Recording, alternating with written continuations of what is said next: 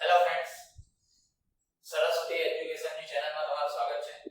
તો આ પહેલાના વિડિયો લેક્ચરમાં આપણે સ્ટાન્ડર્ડ 11 વિશેની માહિતી મેળવી હતી અને ત્યારે છેલ્લે એવું પણ કીધું હતું કે સ્ટાન્ડર્ડ 11 માં હવે આગળ આપણે કયું ચેપ્ટર વિશે અભ્યાસ કરીશું કે ભણીશું તો કે ગણ. તો આજે આપણે શરૂ કરીશું ગણ, જે તમે આગળના ધોરણમાં પણ ભણીને આવ્યા છો. તેની વિશેની માહિતી તો છે તમને, યોગ ગણ, છેદ ગણ જે છે તે જ વસ્તુ આપણે ફરીથી શીખીશું અને પહેલેથી શીખીશું એકદમ ઝીરો થી. તો પહેલા સ્ટાર્ટ કરીએ આપણે ગણ વિશેની માહિતી. પહેલું આવશે ગણ. તો કે ગણ કોને કહેવાય? પહેલો ક્વેશ્ચન આવો થવો જોઈએ કે ગણ કોને કહી શકાય? તો ગણનું બીજું નામ છે, ઇંગ્લિશ નામમાં જો બોલીએ તો સેટ. આપણે બીજું નામ છે સેટ, અથવા તો એવું પણ કહી શકીએ કે ગ્રુપ. ઓકે, તો ગ્રુપ ક્યારે થઈ શકે એવું વિચારો. તો કે કોઈ પણ અલગ અલગ પ્રકારના તમે ગ્રુપ કહી શકો. જેમ કે અત્યારે તમે 10મું ધોરણ તમે પાસ કર્યું છે, તો હવે તમને એવો ક્વેશ્ચન પૂછો કે તમે કયા ગ્રુપના સ્ટુડન્ટ છો. કયા ગ્રુપ એટલે કે મેથ્સ સ્ટુડન્ટ કે બાયોલોજીના સ્ટુડન્ટ. ઓકે, એટલે મેથ્સ એટલે મેથ્સ લઈને તમે એન્જિનિયરિંગ ની કોઈ ફિલ્ડમાં જઈ શકો, તો બાયોલોજી લઈને તમે ડોક્ટર કે એને રિલેટેડ ફિલ્ડમાં જઈ શકો. એટલે કે અહીંયા બે ગ્રુપ બને કે કોમન એક વસ્તુ છે કે મેથ્સ ગ્રુપ એટલે કે એની અંદર મેથ્સ કોમન બધાને જ હશે, અને બાયોલોજી ગ્રુપ તો એની અંદર બાયોલોજી કોમન જ હશે. તો આ બે ગ્રુપ છે. એવી રીતના જ અત્યારે જો ફેમસ આપણે વાત કરતા હોઈએ તો આઈપીએલ ના ગ્રુપ, આઈપીએલ ના 8 ટીમ આવે છે, એટલે પોતપોતાની ટીમ પ્રમાણેના ગ્રુપ આવે. એવી રીતના બીજું કોઈ એક્ઝામ્પલ લેવું હોય તો તમે અત્યારે જે સાયન્સમાં ભણવાના તે સબ્જેક્ટના ગ્રુપ. ઓકે, એ સબ્જેક્ટના નામના ગ્રુપ. તો કે સાયન્સમાં ભણવાના જે સબ્જેક્ટ છે તે તો કે physics, chemistry, maths, biology, English, computer. Okay, તો આને રિલેટેડ અને એના પ્રેક્ટિકલના સબ્જેક્ટ તો એ અમુક લિમિટેડ હશે. ઓકે, તો આ એના ગુણધર્મોના વિશેષ પર તમે જે ચર્ચા કરો છો.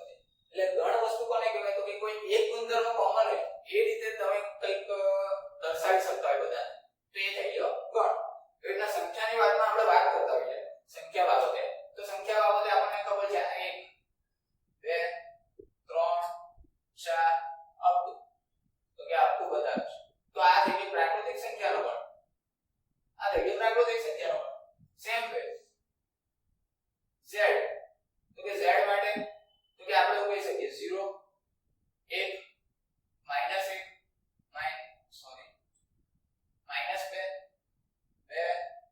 2 3 -3 અપ ટુ. તો આ કોનો ગણ થઈ ગયો? તો કે આ પૂર્ણાંક સંખ્યાનો ગણ.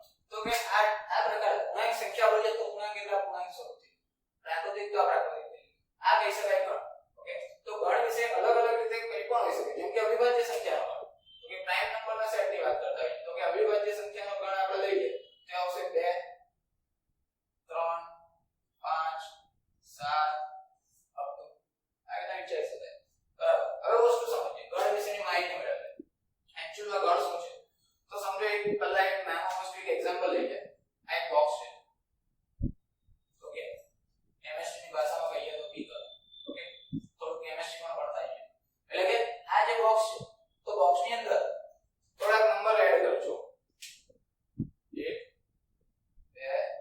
2 3 4 આલ્ફાબેટ્સ એડ કરું છું, A B C. તો તમને આ દેખાય છે બોક્સ. બોક્સની અંદર કઈ નંબર છે કાં તો આલ્ફાબેટ્સ છે. તો આને આપણે ગણની ભાષામાં દર્શાવવું હોય તો કઈ રીતે દર્શાવાય? તો કે આ જે બોક્સ છે, આખો બોક્સ છે, તેને નામ અપાય ગણ.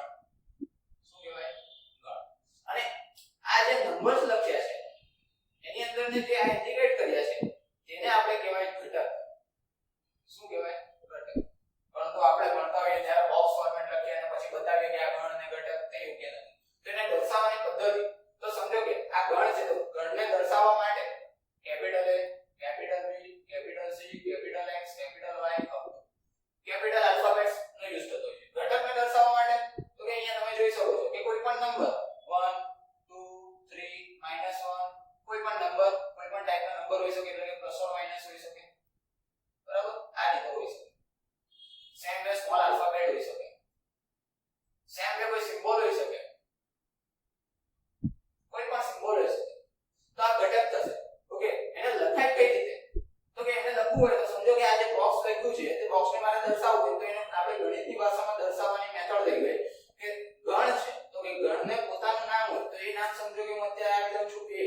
આ ગણ A છે, એનો ઘટકના સ્વરૂપમાં લખવું હોય તો છગડીયા કૌંસના સ્વરૂપમાં લખવું પડે. આ જે બોક્સ છે તે બોક્સ એટલે શું છે તો કે એનો બ્રેકેટ.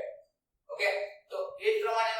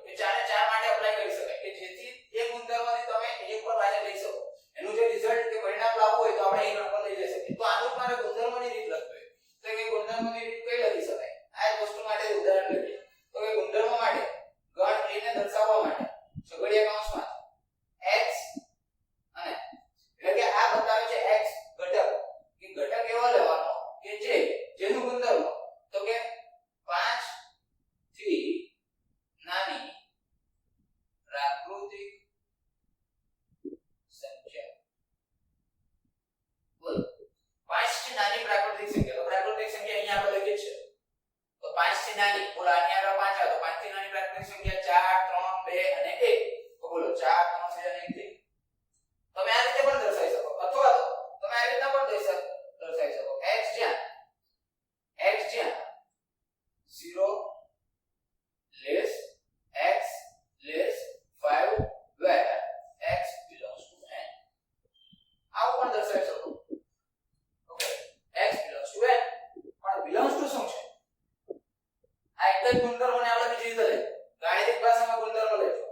પણ belongs to શું છે તે વસ્તુ સમજવાની જરૂર છે. ખાલી આટલું લખી દઈએ અને belongs to નહીં લખીએ તો ખોટું પડે. ઓકે, હવે અહીંયા તમારા વસ્તુ ધ્યાન રાખો. પણ belongs to ની વાત કરીએ તો કે belongs to નો યુઝ શું છે?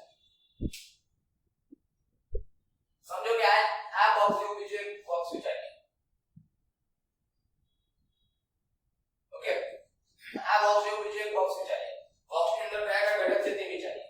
તો કે હું ખાલી નોર્મલી 1 લઈ લઉં, 2 લઉં છું ને 3. આપણે નાના નાના ઘટક પર જ વાત કરવાનો. તો belongs to શું છે તે વસ્તુ સમજીએ. તો અહીંયા 2 બોલો 2 અહીંયા ખાલી લખ્યો તે 2 બોક્સની અંદર છે કે નથી? છે. ઓકે, તો છે તો આ કહેવાય belongs to. એટલે બીજી ભાષામાં એવું કહેવાય કે બે સમજો કે આને ગણનું નામ આપી દઉં, ગણ S, કોઈ પણ નામ આપી શકો. આપણું ગણ છે, કોઈ પણ નામ આપી શકો. S A B C D X Y Z. પણ એના અત્યારે આપણે ખાલી એક નામ આપી દઉં કે ભાઈ આ બોક્સ એનું નામ છે S. તો અહીંયા એવું કહેવાય ઘટક 2 શું કહેવાય કે ક્યાં ઘટક છે? તો આ તો કહેવાય ઘટક. ઘટક 2 એ ગણ S નો સભ્ય છે. એટલે આ શું બતાવે? તો કે આ બતાવશે સભ્ય. સભ્ય છે કે નથી તેની વાત belongs to થી થશે. ઓકે, તો ઘટક 2 ગણ S નો સભ્ય છે. અને આપણી ભાષામાં રીતના બોલે અને મેથ્સની ભાષામાં તો કે નોર્મલી આવી રીતે લખાય. એટલે કે આને લખવા માટે 2 belongs to S ખાલી આટલું લખીશું. ત્યાં S શું છે? તો કે S એટલે S એટલે ગણ છે. કયો? 1 2 અને 3. ઓકે, તો આ થઈ ગયું. એટલે તમને એક્ઝામ માં કે કશે 1 માર્ક્સ માં તમને આવું પૂછ્યું કે S 1 2 3 તો 2 તો કે 2 તો 2 શું છે? ઘટક છે કે નથી? તો belongs to. હંમેશા યાદ રાખો belongs to શું બતાવે? તો કે ઘટક જ બતાવે છે. આ વસ્તુ આ શબ્દ દિમાગમાં ચાલ્યો જવો જોઈએ. આ શું બતાવશે? belongs to નો યુઝ ક્યારે થશે? તો કે ઘટક વખતે જ થશે. જો ઘટક હશે તો જ belongs to, not belongs to use થશે. સમજો કે હવે અહીંયા હું થોડુંક ચેન્જ કરી દઉં. અહીંયા હું લખી દઉં 12. તો 12 છે આમાં. હવે કોઈ કલાકાર આવું નહીં કરે કે સર 1 2 12. આ તો 1 છે, આ 2 છે, આ 3 છે, અલગ છે. આઈવા ચેક કરો 1 2 3. ત્રણ જ ઘટક છે 1 2 3. પણ 12 છે આની અંદર તો કે નથી. તો અહીંયા આવશે નોટ belongs to. તો આવું કહેવાય કે 12 એટલે કે 12 એ ગણ S નો સભ્ય નથી. એટલે એને લખવાની બીજી મેથડ તો કે અહીંયા મારે લખવું હોય 12 does not belongs to S. બોલો ક્લિયર? એટલે આ થઈ ગઈ ઘટકની વાત. એ જ વસ્તુ અહીંયા લઈ તો કે ઘટક ક્યાં હોવો જોઈએ? તો કે પ્રાકૃતિક સંખ્યા માટે જ હોવો જોઈએ.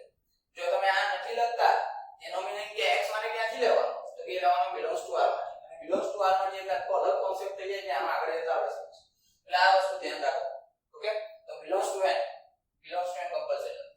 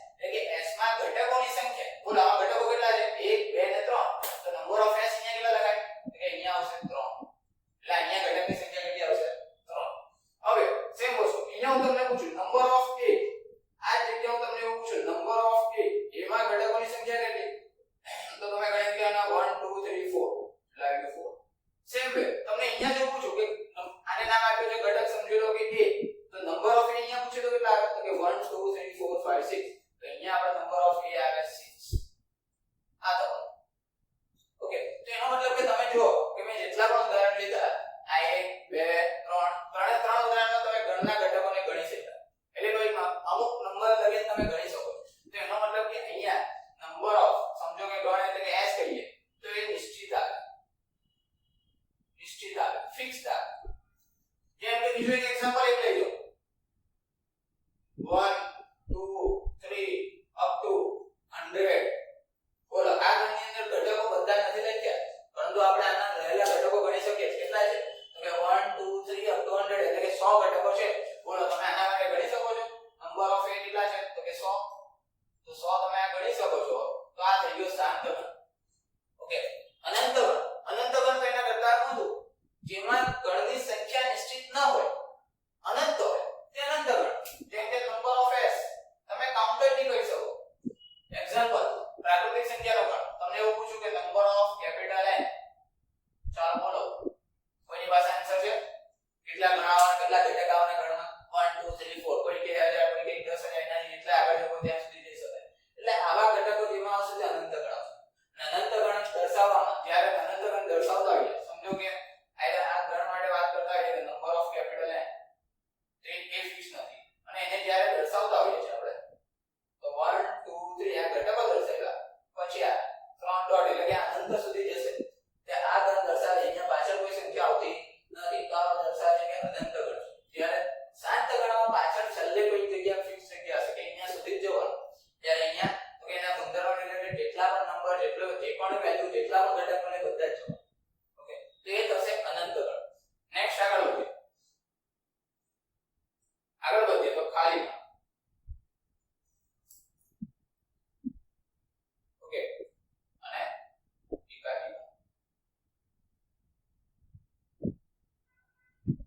સિમ્પલ આ બોક્સ છે, બરાબર? બોલો બોક્સમાં કોઈ તમને એલિમેન્ટ દેખાય છે? કોઈ ઘટક દેખાય છે? ચેક કરો. અહીંયા જેવી રીતના અહીંયા 6 હતા, આમાં 3, અહીંયા 3 હતા. બોલો અહીંયા કોઈ બોક્સમાં કોઈ ઘટક દેખાય છે? ના. બોક્સ કેવો છે? ખાલી છે. હંમેશા ધ્યાન રાખો, જે બોક્સ હું ડ્રો કરું તે બોક્સ આપણા માટે થઈ ગયો ગણ. અને ગણની અંદર જુઓ કેટલા ઘટક છે? તો કે કોઈ ઘટક નથી. તો અહીંયા સમજો કે આને નામ આપી દઈએ આપણે b. તો નંબર ઓફ b માં લખો હોય તો કેટલા લખાય?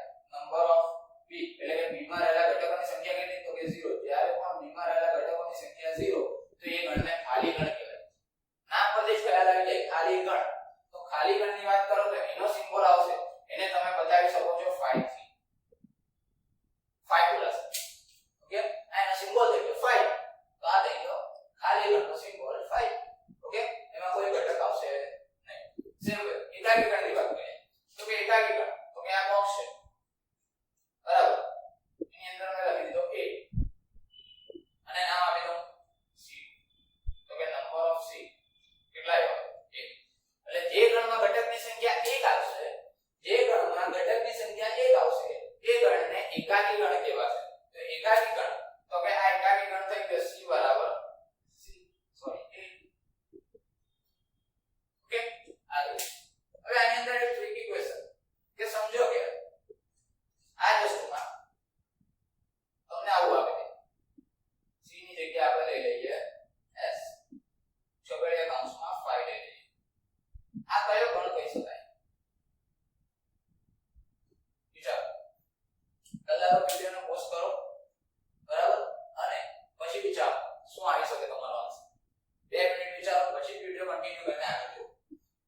તો s બરાબર છગડીયા કૌંસમાં 5 છે. તો કે એ વસ્તુને આપણે બોક્સમાં એટલે વિચારીએ. અને નામ હું આપી દઉં છું s. અહીંયા લખી દઉં 5. રાઈટ?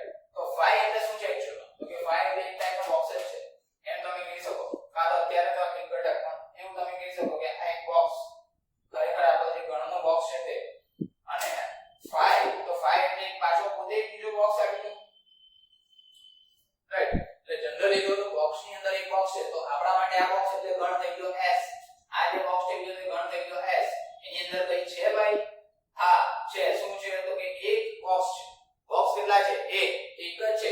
તો આ 5 છે ને અહીંયા ખાલી ગણ નહીં કહેવાય. આ એસા એકાકી ગણ તરીકે, ઘટક તરીકે વર્તે. તો કે ઘટક તરીકે વર્તે એટલે આ થઈ ગયો એકાકી ગણ.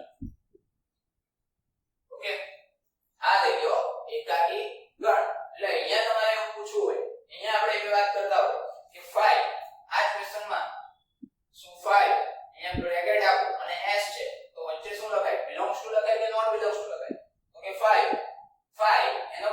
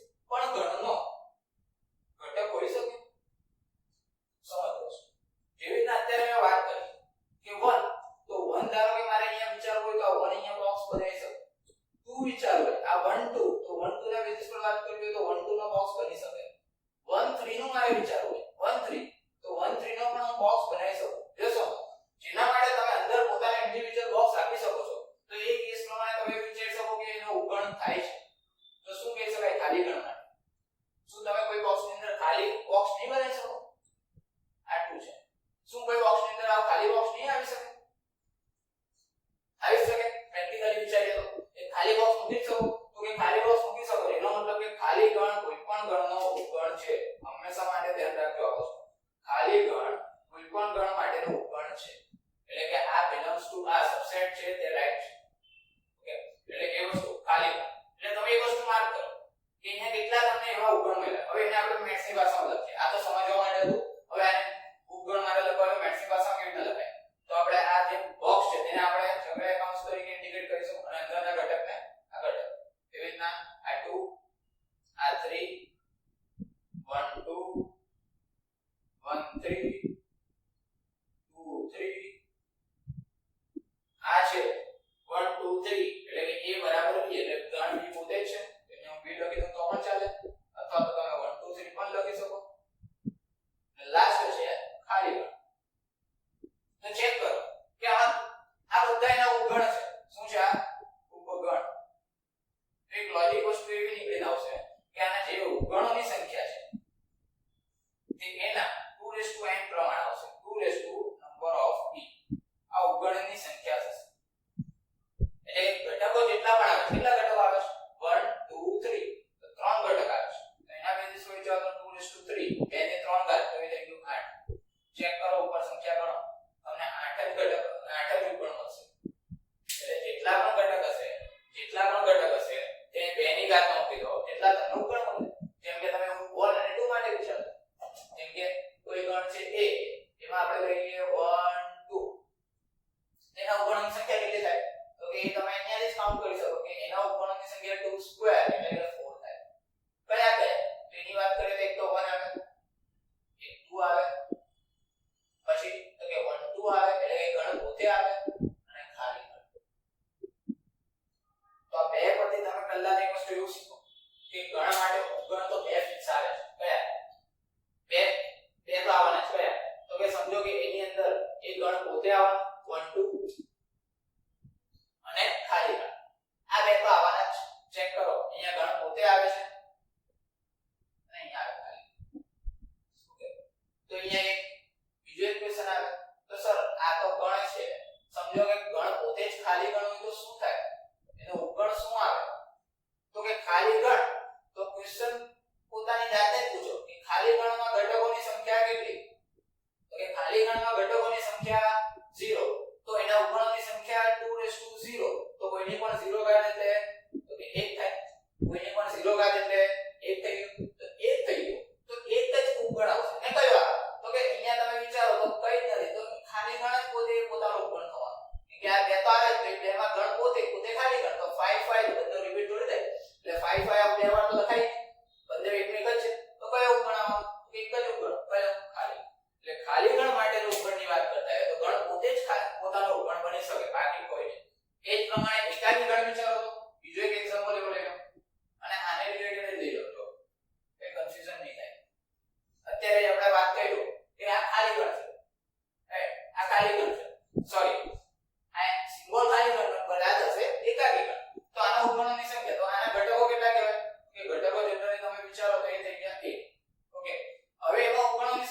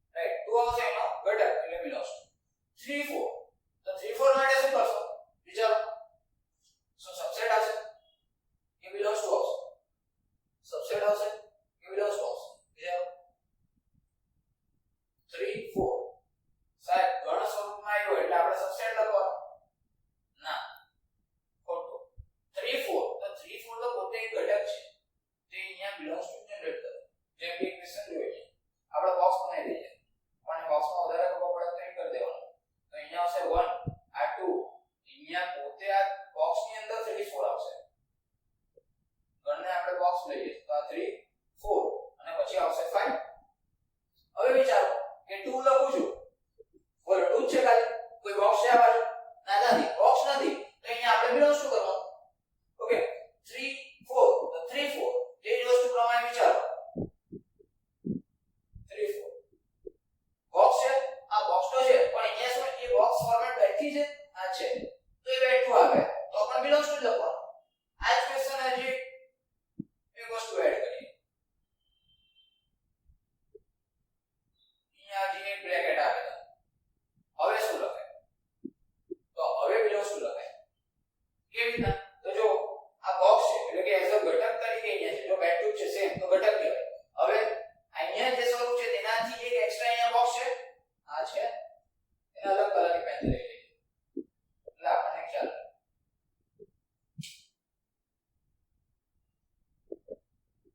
બોલો આ થઈ ગયું હવે આ કહેવાશે ગણ આ ઘટક તો અહીંયા બેઠો છે આ ગણ થઈ ગયો તો ગણ થઈ ગયો તો એના માટે ઉપગણ વપરાય ના કે બિલોંગ્સ કે એનો ઘટક છે ઘટક નહીં કહેવાય 3 4 ઘટક છે પણ ગણ કોઈ નતો ગણ કોઈ નતો એનો ઉપગણ થઈ ગયો તો આ ઉપગણ છે એટલે અહીંયા આવશે સબસેટ જો તમને આટલું ક્લિયર થઈ ગયું ને તો તમને સભ્ય એટલે કે એનો ઘટક છે કે નહીં તેના વિશેની માહિતી અને ઉપગણ વિશેની માહિતી એના વચ્ચેનો ફરક ખબર પડી જશે તો તમારો સેટ છે એકદમ એટલે કે ગણ સિદ્ધાંત એકદમ ક્લિયર થઈ જાય એનાથી આગળ વધીએ ઉપગણ અને ઘાતગણ વચ્ચેનો ફરક સમજીએ બહુ નાનો ફરક છે ઘાત ગણ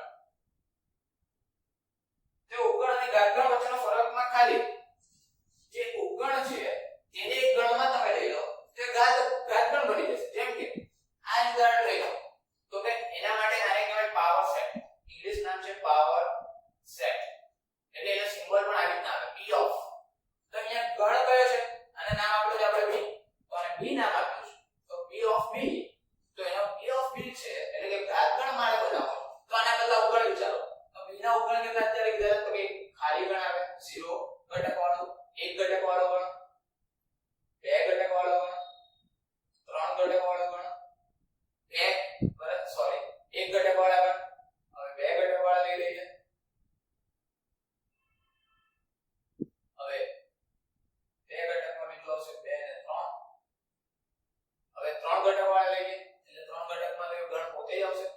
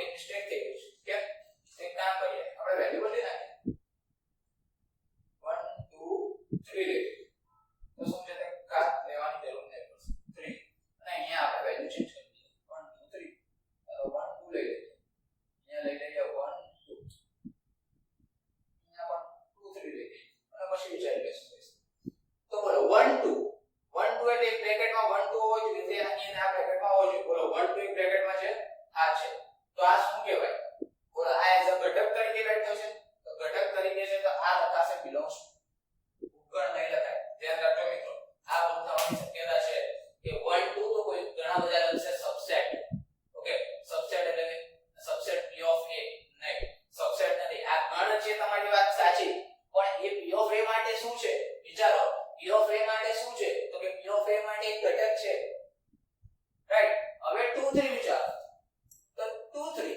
છગડીયા કૌંસમાં તો આવો એક ગણ છે પણ આ જે ગણ છે તે અહીંયા ઘટક તરીકે આવે છે તો એનો પણ બોક્સ એટલે કે ઘટક તરીકે આવે છે તો કે એનો મતલબ કે આ જે ઘટક છે તેનું ગણ બની તો આ શું બની ગયો ઉપગણ તો ઉપગણ બન્યો તો અહીંયા આન્સર તમે લખી શકો સબસેટ તો આ કેસમાં તમે આને ઓકે એ વસ્તુ થોડું ધ્યાન રાખજો આ ખાલી છગડીયા કૌંસ જોઈને એવું નહીં સમજવાનું કે આ ગણ છે એ આ ગણ માટે શું છે તે જોવાનું રહેશે એ ગણ માટે તમારા માટે ઘટક છે કે પછી ગણ તરીકે વર્તે છે એ વસ્તુ જોવાનું મહત્વનું છે તો એ પ્રમાણે તમે ઉપગણ ઘાતગણ વચ્ચેનો ડિફરન્સ તમે સમજી શકો ઓકે ફ્રેન્ડ્સ ઓકે આજે આપણે ગણની અંદર શરૂઆતથી વાત કરીએ તો આખા વિડિયો લેક્ચર્સમાં આપણે શું ભણ્યા તેની પહેલા તો ચર્ચા કરીએ પહેલા તો આપણે પહેલી વાર સ્ટાર્ટિંગ આપણે કર્યું ગણથી ગણ કોને કહેવાય ગણને કઈ રીતે દર્શાવાય ગણના ઘટકોને કઈ રીતે દર્શાવાય ગણનો ઘટક એનો સભ્ય છે એટલે કે belongs to not belongs to ની ચર્ચા કરી એના પછી જોઈએ તો આપણે ગણના પ્રકારની વાત કરી